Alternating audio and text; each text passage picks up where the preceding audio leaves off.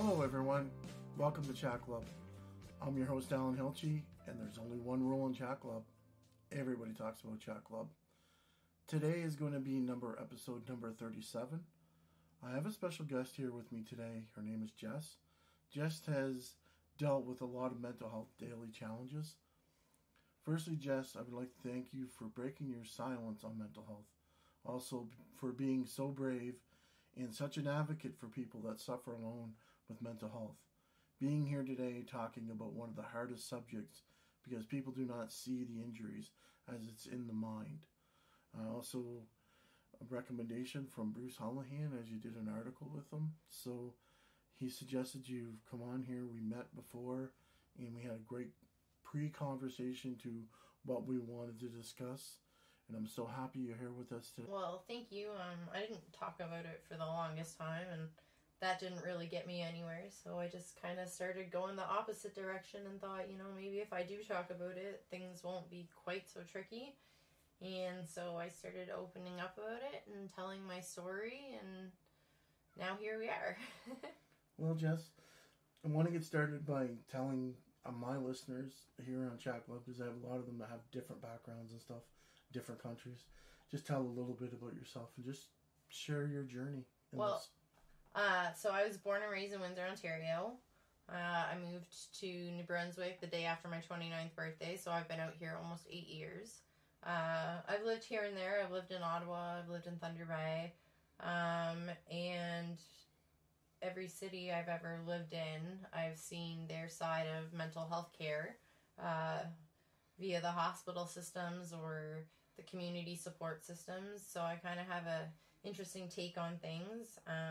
So I'm 36 now, and I've been going through mental health treatment for half my life.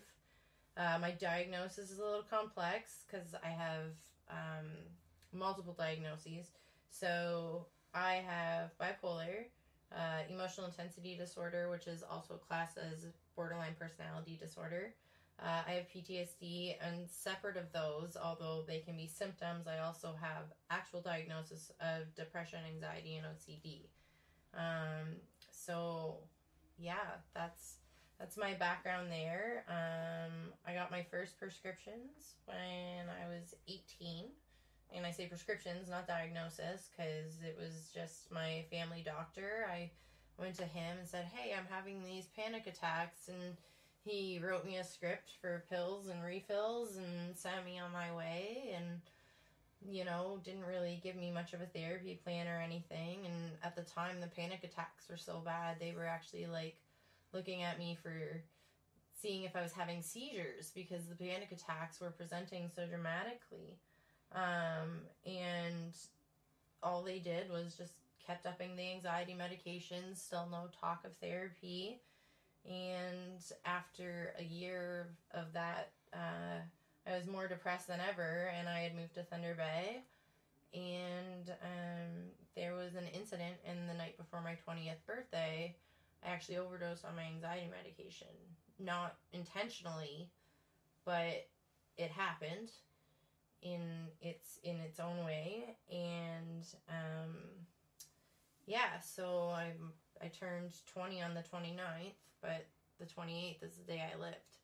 So it's kind of 2 days in one, and some years it's a day to be celebrated, and some days it still brings me down, and it is what it is. But here I am, and I kept going on that way, and I ended up moving home from Thunder Bay because I couldn't live on my own in the dorms with the mental health struggles I was going through. So I moved home, and they still didn't really do much for me, and it would just continue on in that pattern. And I started researching, and I found out that the anxiety pill they had prescribed me, one of the main side effects is depression if it's used in excess.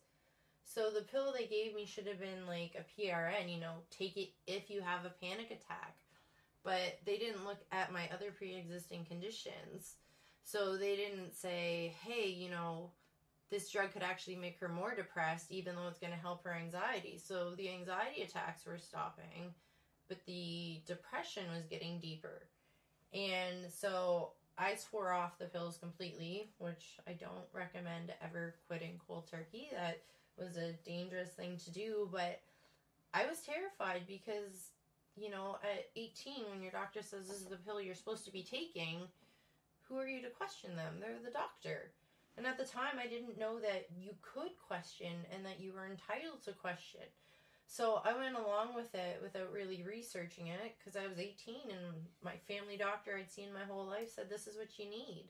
So I just kept taking it and it wasn't working. So that's when I started to be like, okay, next time we try something, like, I'm going to do my homework. And next time rolled around, so I kind of just cast adrift for a couple years with no real treatment. I was jumping from job to job. I couldn't hold any kind of permanence. And it was all because I'd work, and then I'd crack, and I'd have a mental breakdown, and I'd either be cast aside and fired, or I'd be shamed into quitting. So 2005 to 2008 were just absolutely tumultuous years.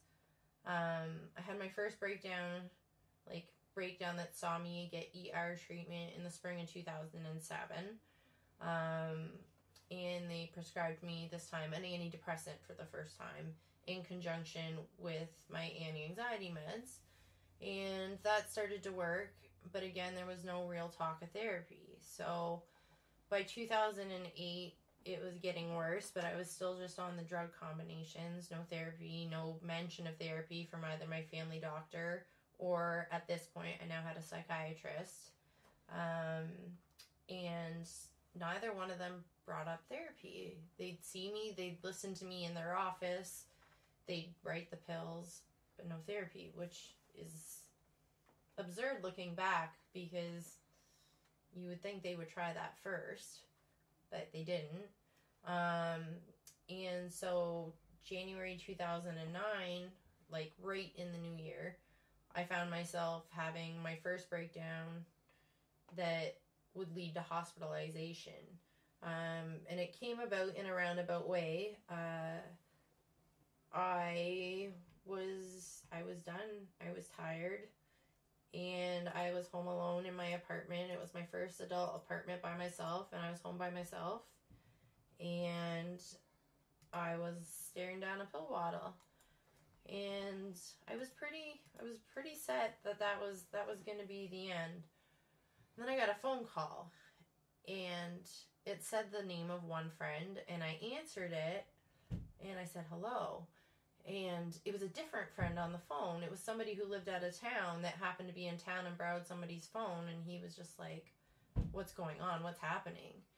And I explained the state I was in, and he said, I'm at the ice skating rink across the street from your house. You've got 5 minutes to come to the ice, or I'm showing up with the police.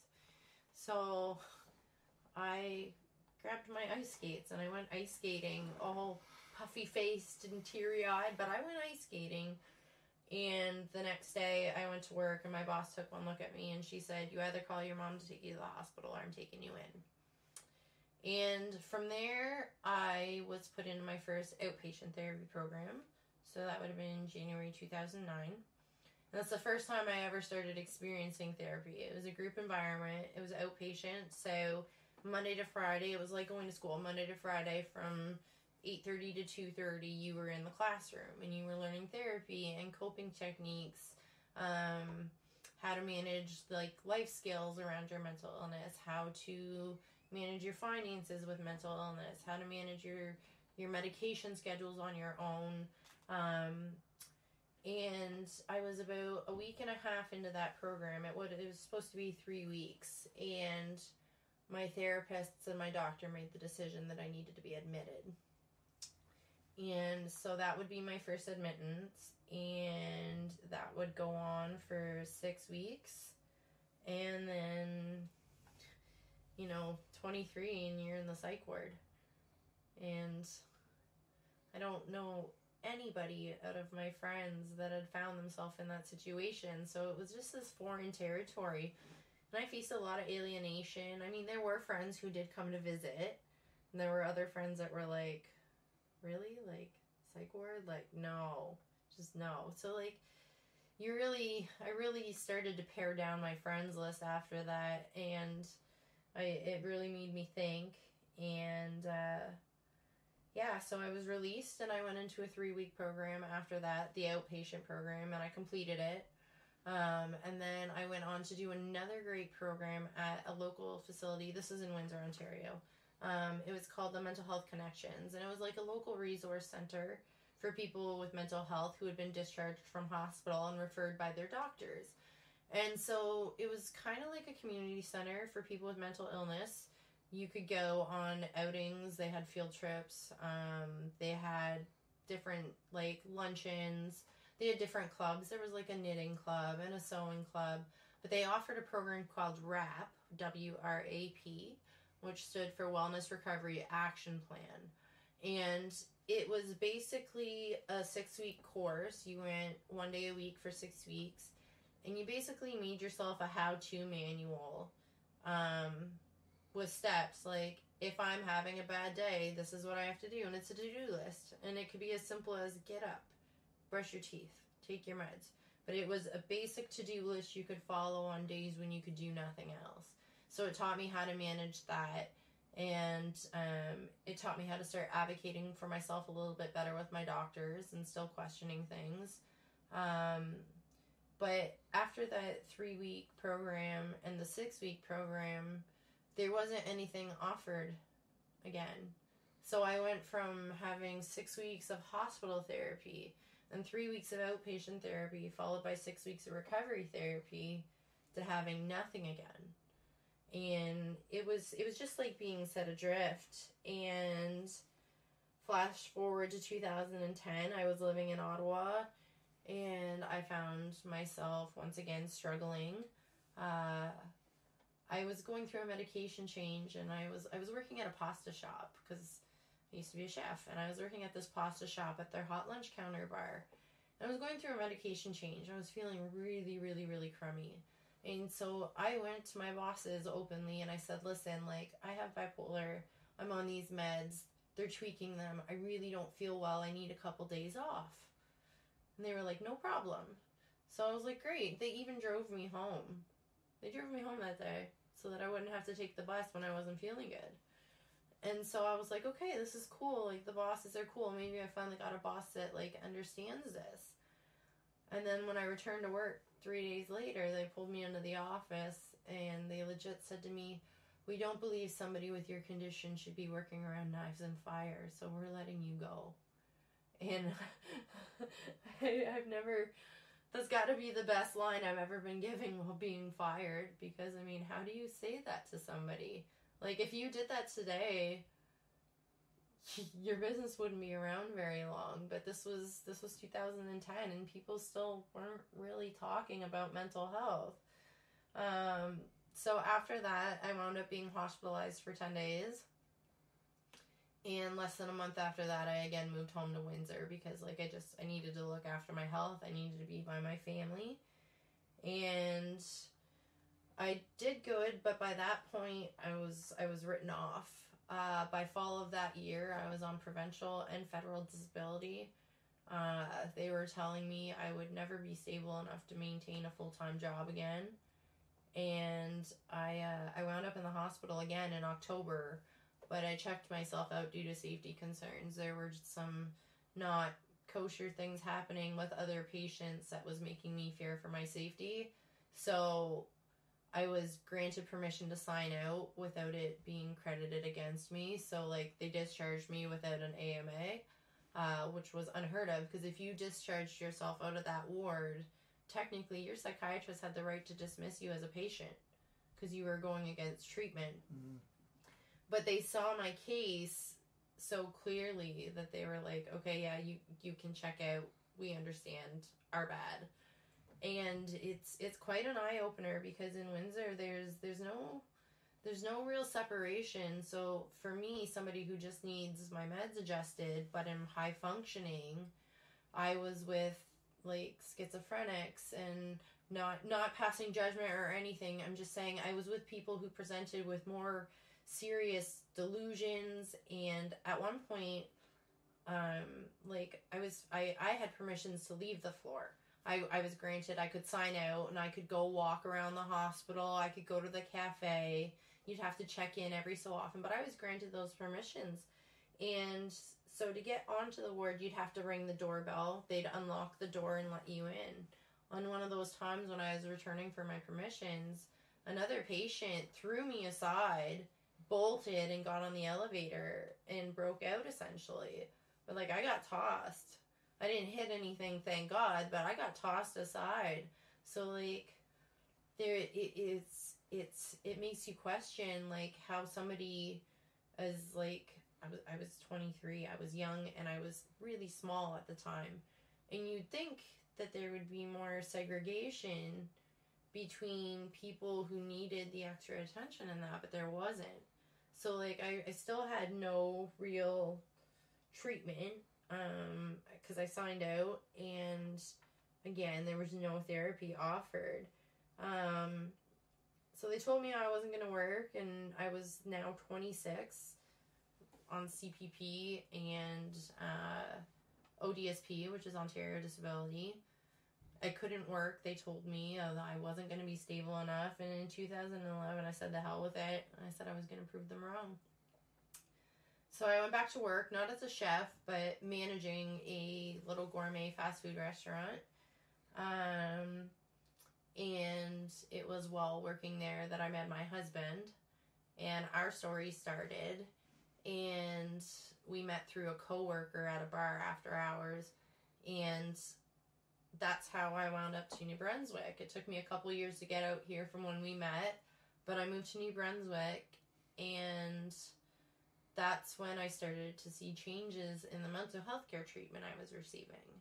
So for the first 2 years I saw a doctor in Moncton because the wait lists in Fredericton are just astronomical. So for the first 2 years I was with somebody in Moncton, and they too just continued with the pills and refills.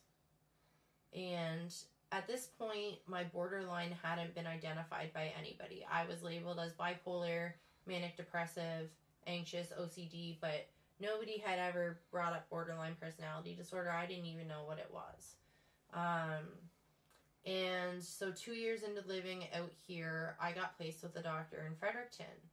And so I stopped seeing my doctor in Moncton, and on our first appointment, he looked at me and he was like, so what medicines have they tried and what haven't they tried? And I started listing all the meds. At my worst point, I was at 14 pills a day. And we're talking everything from antidepressants to anti-anxiety meds, antipsychotics, like this crazy cocktail. I was on so many pills a day that they were giving me pills to stay awake like they give narcoleptics. And so I started listing the laundry list of which drugs I tried, which drugs I have allergies to. And my psychiatrist kind of stopped me and he said, I'm sorry that you know what any of those are. Like, you actually have this. And then he presented borderline personality to me. He's like, there are other aspects to your illness. He's like, but your main presenting problem is borderline. And you can be managed with just most likely antidepressants. And yeah. So you went all those years. Yeah. And it took. So I started my first doctor visit was when I was 18. And it took until it was the day, if I'm not mistaken, it was the day before my 30th or my 31st birthday. Wow. That I was presented with the new diagnosis.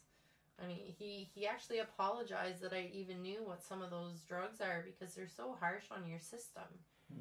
And he goes, and there's therapy that can fix it.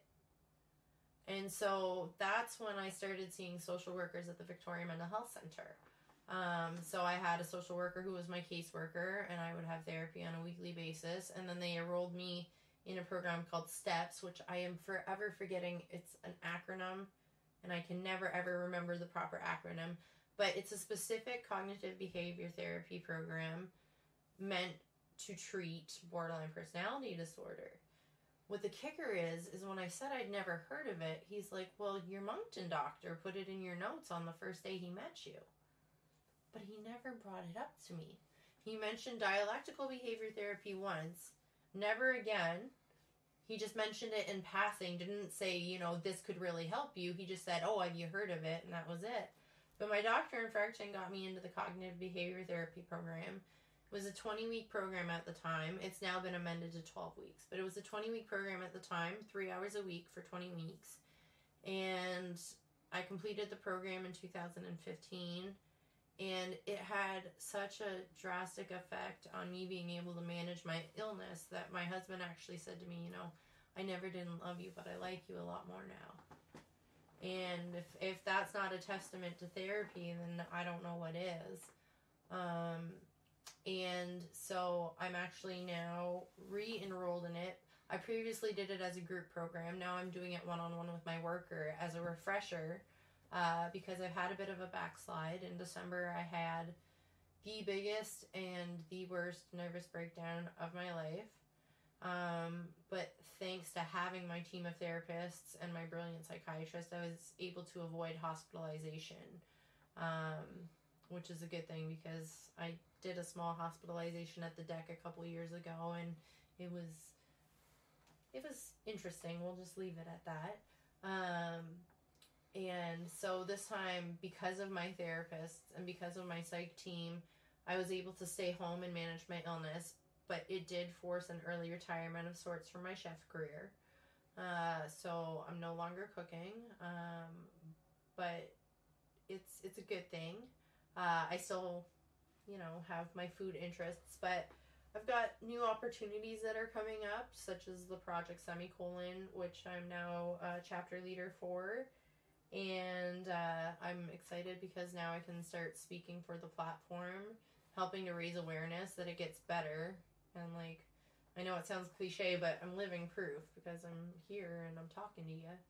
Yep. And so that's my story up till now. I always say in my podcast, when you struggle means you're not giving up. Yeah. And that's the important thing. Do you remember Weeble Wobbles? No. It's like a kid's toy, and it's rounded on the bottom, and okay. it bounces back and forth. Weebles wobble, but they don't fall down. Mm-hmm. That was the motto of the toy. I'm a Weeble Wobble. Oh, so you just don't fall. Weebles wobble, but you don't fall down. You gotta watch out for those speed wobbles. Yeah, my auntie calls me the comeback kid because it doesn't matter what's been thrown at me. I somehow always manage to bounce back to the other side. And I guess I'm going to ask the question, why do you feel it's so important to share to everybody your story? So, when I first got sick, I don't know anybody that had gone through nearly half of what I'd gone through. I mean, looking back in hindsight, I'm sure most of my friends had struggles of their own, but I was the only 23-year-old I knew at the time that was in the psych ward. And I was probably one of the youngest people in there, if not the youngest. And it was hard going through all that alone without anybody that could truly relate to what I'd been through. And I felt so alienated. But it's funny, I was fortunate enough to have been adopted, you might say, by some of the 30-something-year-old women on the ward. And they are who got me through my first stay. They are veterans to the game, and they helped me to see that it was okay to need medication, that it was okay to go to therapy. And I don't know how I would have got through it without them. And, if you ask me today what their first or last names were, I don't know that I ever knew their last names. And today I couldn't tell you their first names, but if I saw them on the street, I'd recognize them. So it's kind of funny what your brain keeps and doesn't keep. But I remember how kind they were in helping me to accept myself and my illnesses. And I hope that by telling my story, other young people will see they're not alone and that it's okay to ask for help, that therapy is normal and helpful, and that it's okay if your serotonin's store-bought. Yeah. I think the biggest thing I like about your whole story is how you're proactive and how you're wanting to know every detail, your therapy. Yeah. And you want to know what kind of drugs and what. And that alludes to my next question is, do you feel it's important to be more proactive and self-aware of your treatment and your medication? It's very important to be proactive about the medications you're on. You gotta take the time to research your drugs and learn the side effects. You can't be afraid to ask the doctor why they're choosing a particular drug, and you can ask them how it works and learn the hows and whys of the drugs. You'll be more apt to stick to your routine. And that's one of the biggest things is sticking with it, because the first few weeks are no joke. the side effects while your body adjusts to the antidepressants or whatever meds you may be adjusting to, they can really, really suck. And they can make you want to give up and make you feel worse physically before you feel better mentally. And it's daunting because you're taking these new pills and you're wondering, like, what the hell am I doing to myself? But then that stuff usually comes to a level after 2 to 3 weeks, and then things start to work normal and things start to like click back into place again. And it's also to remember that it can take 4 to 6 weeks or so before you start to notice the changes when you get a new med. So like a lot of people take it for a week or two, say, oh, it's side effects and it's not doing anything, and they give up. And that's one of the worst things you can do, is to stop a med cold turkey. Like, you've always got to talk to your doctor and make a game plan, because some meds cause side effects when stopped immediately. And another thing is, just because you're feeling better doesn't necessarily mean it's time to stop the meds. It could just be that the meds are doing their job, which is most likely the case. So, you know, it's getting through that initial few weeks of feeling kind of blah with the pills and sticking it through to see the benefits, and above all, not making any decisions without talking to your doctor. Yeah. Always, whether you can't ever toy around with it, and you should never ever self-adjust. It's just always keep your doctor in your game plan. Have 1 or 2 family members who know your routine. So if you get sick and you find yourself in a position in the hospital where you can't advocate for yourself, you need to have a couple family members that know your routine and know your med schedule, because that's key. And if you should ever find yourself in the hospital without somebody that can advocate for that when you can't, it can open a whole slew of problems, because your med team needs to know what you're on. So my husband knows my routine. He could probably tell you every drug I take. And it helps to be open, because the more open you are, the more people you have in your corner supporting you, you're more apt to follow through and stick with the routine to see the benefits from it. So when you're talking about keep your doctors, you should be telling them how you feel with the meds, because there's an adjustment, right? Lower dose, higher dose, that sort of thing. Yeah, and I have a mood tracker. I use a mood tracker, and it's kind of cool. It prompts me a couple times a day and asks me how I'm feeling on a scale of sad face to smiley face. There's 5 levels, and you pick. And then at the end of the day, it averages out your reaction, and it marks on your chart. There's 3 colors. There's green, gray, and red. Green being good day, gray being neutral day, red being bad day, and then it marks it in like a gradient of the shade of the color. Mm-hmm. So it actually, it's super cool. The app I use is called the Finch app, and it's kind of like a Tamagotchi, but you get this little baby bird, and it goes on adventures, and to keep it alive, you do self-care chores, and it's kind of cool because it's actually got little cognitive behavior therapy coaches in it. It can coach you through grounding exercises and anxiety attacks. It's got a really cool breathing coach with haptic feedback, and there's different categories, like whether you're trying to calm down or trying to focus. You can choose different breathing patterns. It's called the Finch app, and it's on the Play Store and on Apple Store. I think there's a nominal fee if you want like the bonus, but you can use the mood trackers and stuff. And my psych team is just blown away with this app, because like it's the homework they're assigning me to do, but I'm not one for paperwork. But this just lets me click of a button on my phone, track my moods. And so when my doctor comes back to me and says, okay, well, we tweaked your meds on this day, what kind of patterns are you noticing since? I have a tangible feedback that I can reference and say to my doctor, well, this is actually what's happening, like good days, bad days. I use tech to track a lot of my symptoms. I use a sleep tracker as well to keep track of that, because I have a lot of nightmares with some of my complications. So I rely on technology to help me give my doctors the feedback that they need. That's interesting. Yeah. Interesting. Now, I follow you on Facebook, so and I see a lot of happy days, and then then all of a sudden I'll see a day where you're smiling, but you're struggling, and you still have your bad days. Give some things you do to make your, like, help yourself manage it. Not to sound like a broken record, but the Finch app actually has a gratitude and an affirmation section, and it has all these different reflection sections which give you prompted journal questions. I like to use the gratitude one and the affirmation ones because afterwards you can go back and look at your notes. So on bad days, I can go into my app and I can see things that it associated with my happy moods. I can push it and it'll show me all the journal entries I've made about happy things recently that it's picked up on from the app. And so I look back on my gratitude, my affirmation lists, and I reach out to friends. And this is going to sound funny. I start conversations not to talk about my day, but to ask them about theirs and tell them that I hope the day was kind to them. Hate's a strong word.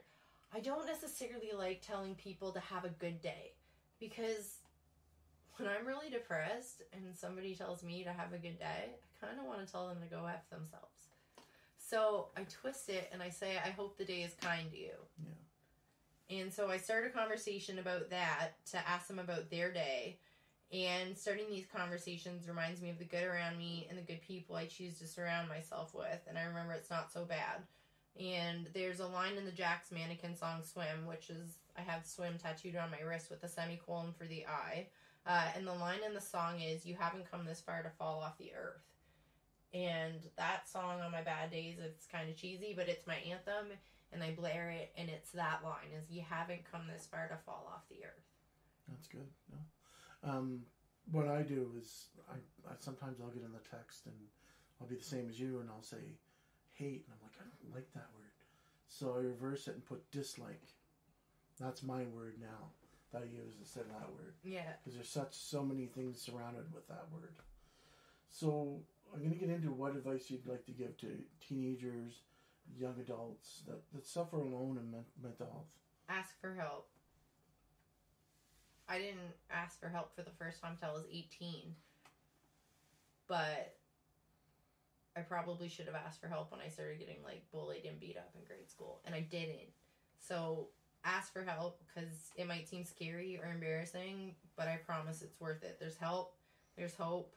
And therapy works wonders if you invest in it. And speaking of therapy, do the homework. No matter how silly it seems, you might find it silly. And I definitely have found my homework silly. But then you find yourself using the techniques in real life, either consciously or subconsciously. And it's like a light bulb moment. Like, hey, that worked. And, yeah. And honestly, the biggest thing you can do to help yourself is learn to breathe. Yep. Step back. Yeah, learn to breathe. Yeah. Learn to breathe and know that it's okay to ask for help because people care and they give a shit and they'll step up to the plate and you'll be surprised who's in your corner when you don't think anybody is. Yeah, because there's such a stigma and everyone's scared that how they're going to be perceived in our society. So image bound. But when I went to did a podcast on cognitive therapy, our brain naturally thinks negative off the bat. Yeah. And with you, it's probably comes really quick. Because so a little background on emotional intensity disorder is you can see, well, not you specifically, but the average person can see things in shades of gray. They can look at something, they can see the pros and cons in it, they can see the good and the bad in one thing. I see things black and white. It's either all good or all negative. And I tend to jump to the negative first, but therapy has worked wonders and I can now see shades of gray. And it's kind of funny because it's not multiple personalities. It's just you have trouble processing that things can be good and bad at the same time. And everything feels more intense. When you're happy, it's happier than happy. And when you're sad, it's sadder than sad. And it just, yeah. Yeah.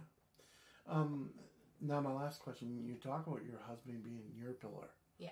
Now my question is going to be worded around what would you like to say to friends, family, partners, spouses, wives, husbands that are trying to support people in their lives that have mental health challenges on a daily basis and going through episodes and whatnot? Yeah. I'd say please be patient. Don't pity us. Love us a little extra hard on our bad days. There's a great association. It's called NAMI, which stands for the National Alliance on Mental Illness. And they're really predominantly online. Now, when I found out about them, it was from a flyer tacked up at that mental health community center back home. But one of the things NAMI does is it offers support groups for the loved ones of those dealing with mental illnesses. And I think it's super important that caretakers, for lack of a better term, or whoever's your main person in your life, like, seeing us go through mental illness is painful, and it's painful to the people that watch it. And if you're dealing with somebody on a day-to-day basis with mental illness, chances are you could probably benefit from talking to someone yourself, because it can teach you how to better help them. It'll give you more tools in your toolbox on how to help them. So support groups are great, because just like people with mental illness aren't alone, people who take care of people with mental illness are not alone. One thing would be, don't ask point blank questions about therapy, but let us know that the door is open. I don't want to, like, you don't want to come home from therapy and be like, so, what'd you talk about? But I like to know that I have the option to bring up the conversation if I need to. And that's one thing I always say to my husband when we're going through tense moments. Like, listen, if you don't want me to, I won't ask you what's wrong. But I'm here to listen. And listen actively. Let us put words to it without interrupting or comparing or trying to say, oh, I get that because, I was sad once. No, just let us say what we're saying. And please know that even if it makes no sense to you, a feeling that we feel is valid and real because we feel it, even if it's not logical. So sometimes I have meltdowns, and they could be triggered by, I can't get my braid pinned the right way in my hair. And it could be something so simple, but on a bad day, something like that could completely set me off. And the one thing that's going to push me farther is somebody saying, well, it's just a hairpin. Why are you so upset? It doesn't matter why we're upset. We're upset. We're feeling it. It's real and it's valid. And even if it's not logical, it's real to us. And like I said, don't be afraid to seek help for yourself, because living with somebody with mental illness takes a special sort of special. And it is not an easy feat. And the last thing you want is to lose track of your own health while you're trying to help care for somebody else, because then you're no good to either of you, really. So help. It's the my therapist likes to reference it to the oxygen mask on an airplane. Put your own on before helping others. Yeah. So don't be afraid to ask for help for yourself too, because so be self-aware of what's going on if you're struggling. Exactly. Now, my biggest thing is when I'm talking about, you were talking about engaging, like, say that you're having during our podcast, I was actively engaged, had eye contact, listen to what you said. And that's what you mean, active engagement. Yeah. No judgment. Yeah. I didn't cut you off. Yeah. I let you say what you had to say. Exactly. And then when I found my point, I could say something to engage, and that's... See, that's one of the things, like, I'm a rambler. Like, when I'm, having an episode or something, like, I need to get the words to it. I need to put the words to it. And one of the other bigger things you can do, too, is say, do you need a solution or do you need an ear? Yeah. Because I might not need a solution. I might literally just need to put words to it to get it out of my head and move past it. Just a vent. So... always give them the option, because sometimes you just got to put words to it, and you're not looking for an answer. You just need to feel what you're feeling and vocalize it. And so it's not always about being a fixer. See, I had one of my high school friends, Natalie Way, who has a daughter with the same, I would say the same borderline personality, struggled. Yeah. And I see her on Facebook a lot, and I talk to her and I engage with her, and she's a wonderful person. She was very active and proactive with her child, because you can't diagnose a child until they're 18. Yeah. So she had this at 16. Yeah. She's been in the ICU for 9 days because she wanted to take her life. It's a real struggle, and she always says, I would never want to be in my daughter, like what's in her head. She struggles, and I could never understand. Yeah. Which is so huge. And there's a lot of universities that give mental health groups. I know the UMB does, because she talked about it. She talked about being proactive. Yeah. So that's one of the cool things is I'll be speaking to local schools. So one of the things Project Semicolon does is they have like a resource kit that you can get in boxes, and you can have them made out in dedication to people. So I'd really like to, I'm going to put it on my list. I'm going to try and get one of these boxes into each one of our local high schools here in Fredericton and Ormocto, and get them put into Lexi's name. That's wicked. Yeah, so that's on the to-do list for the next couple weeks. No, I know our government has put more initiatives into mental health, but I still do not think it's enough. No. Because I work as a correctional officer, and we don't work 8 to 4. We work 24/7 because we have to take care of our, residents. I showed up at the deck when I had to be treated, and I needed an admission. I needed a med adjustment. And they didn't look at me as a person. They looked at me based on my diagnosis. And they put me in one of the protection rooms for the entirety of my stay. And by protection room, I mean I had a mattress and a pillow. I'm somebody with sensory issues. I can't sleep without a weighted blanket, and I need a stuffy. And when I sleep, I've got a unicorn. His name's Maud. That's a good name. And so these are just small things that I actually need to sleep because I do have sensory issues. And Adam had to fight tooth and nail for me to be allowed to have this weighted blanket and a stuffy. Like, it's a blanket and a stuffed animal, and you would have thought he was asking me to bring glass bottles or something. And he fought, and he finally got that. But they kept me in that room for 2 days. 3 days? I lost track. I was in from the... I don't know. It was 2 or 3 days, and it was a blur because I wasn't allowed any electronics, so I couldn't have my watch. So you don't really know what time of day it is. You're in a corridor completely isolated for everybody, and you're in your own room, and you're not allowed to leave your room except to use a washroom or a shower. And the last thing I needed when I presented was to be isolated.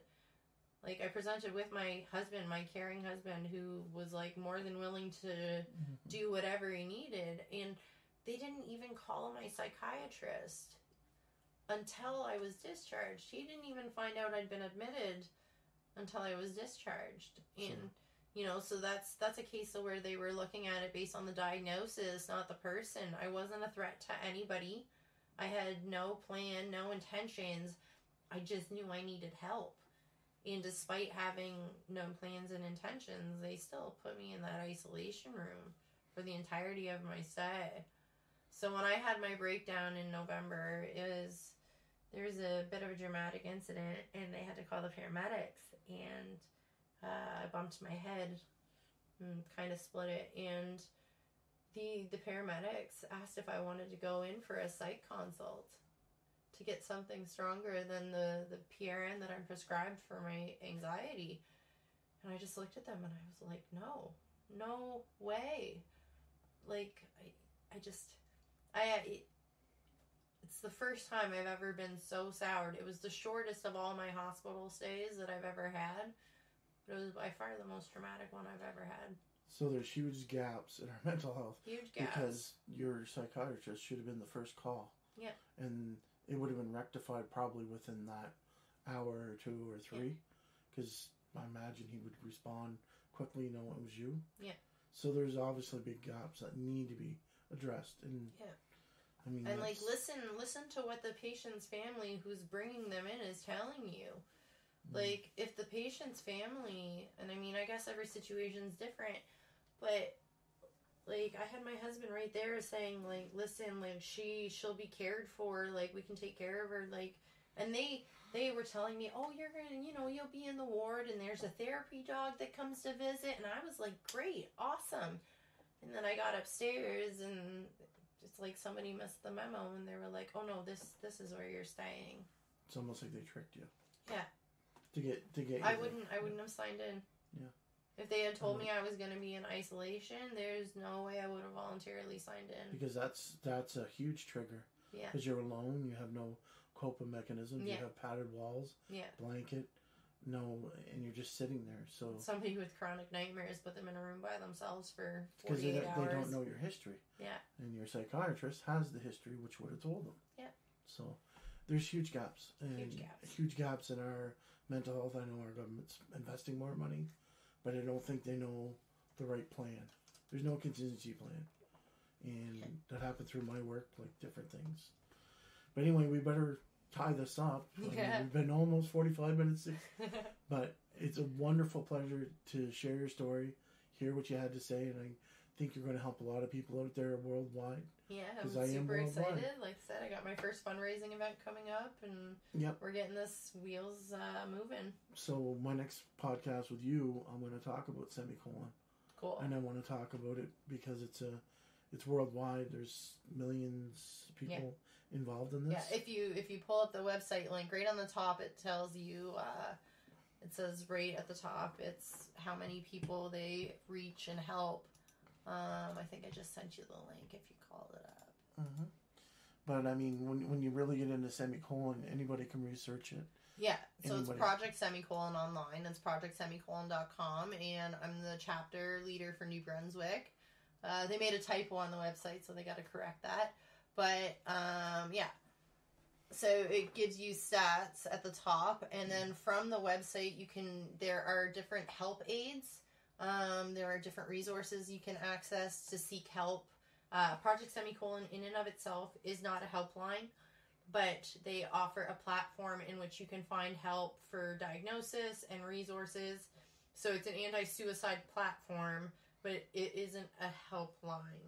And I just feel like that should be clarified. But there's a lot of really great resources to help you learn about mental illness and treatments that are available and stuff, and it's a great way to tie everything together. And I'll be fundraising for it now, which is really cool because it gives me a way to give back. I'm not just telling my story, I'm helping give back, so it's pretty cool.